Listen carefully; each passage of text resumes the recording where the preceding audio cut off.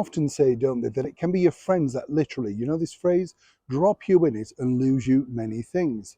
Was this really the problem for the ex-royal and former cable TV actress Meghan Markle? Because seemingly this is what happened that really did aggravate the temper of His Majesty the King. As ever, let me explain.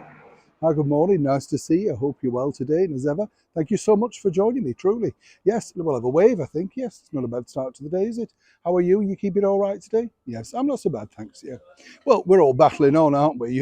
Thank you also for your lovely comments about the recent video regarding the, sort of cafes in Marks and Spencer's and how they're trying to freeze us all out by making you do everything. I think it's appalling, seriously, because you're virtually just a staff member, but you pay for the luxury of buying their product while you're doing everything yourself, bagging it yourself, scanning it yourself, packing it yourself. Then they don't even want to give you a chair for a sit down at the end.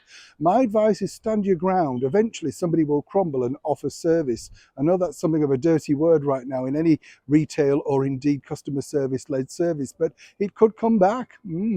Back as ever to your breaking roll story of the day. One of the things that really shocked a lot of people at the beginning of this year was none other than the release, of course, of Prince Harry's biography, whatever you want to call it, Spare. And this really was at the sort of bombshell start of the year. We told you at the time, this is a good time to release a book because people have vouchers they want to spend on a book, and more importantly, it's a quiet period, so you get a lot of publicity. It didn't go unnoticed, though, did it, by many people, that at that same point, His Majesty the King decided to alert the ex-royals that they needed to vacate a little used home that they had on the Windsor estate, Frogmore Cottage. That's right. Now, as we know with Frogmore Cottage, they didn't seem particularly happy there. They moved from the apartments in Kensington Palace because they didn't want to be in the very centre of London. Found that hard to believe, and they wanted to find somewhere different to bring their children up. We saw some pictures, very loosely, didn't we, of Archie, which were taken at Frogmore Cottage, but to be included for money in the Netflix docu-series. Now, according to a very good source, and as ever, we have to say allegedly, but this is an impeccable source. One of the things that angered His Majesty the King wasn't the documentary, because obviously he wouldn't bother watching that, but it was the phrase that was included in that particular documentary regarding Frogmore Cottage. Let's not forget that this was a gift from our late monarch, his mother, Her Majesty the Queen. And according to Harry and Meghan, and as ever, allegedly, they claimed that Oprah Winfrey, when she visited, couldn't believe how they were living. This is after, of course, rather graciously, King Charles himself had spent quite a lot of money on doing the place up.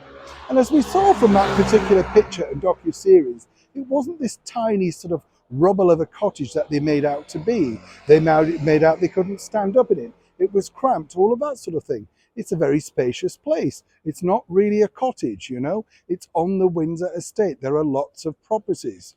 But this, according to a very good source, angered, obviously, one can imagine, King Charles. He felt that this was, well, a stage too far.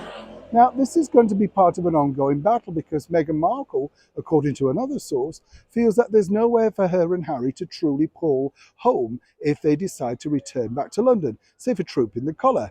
Not that they've been invited yet, but we'll keep you posted on that. And this is one of the reasons why they're sort of reluctant to make any firm commitments to anything. Even if they had have come back from the coronation, it was truly undecided where they were going to be placed. Now they're displaced from Frogmore Cottage. But more importantly, as I said at the start of this, it can be that one throwaway remark from a chum that can turn everything upside down. And seemingly, this truly did upset and more importantly, anger His Majesty the King. The remark from Oprah Winfrey that she couldn't believe how they were living, well, you can understand exactly why King Charles felt if they weren't happy there, then they had no need for it either. As ever, it's a developing story. When I know more, you'll know more. Neil Sean in the very heart of London.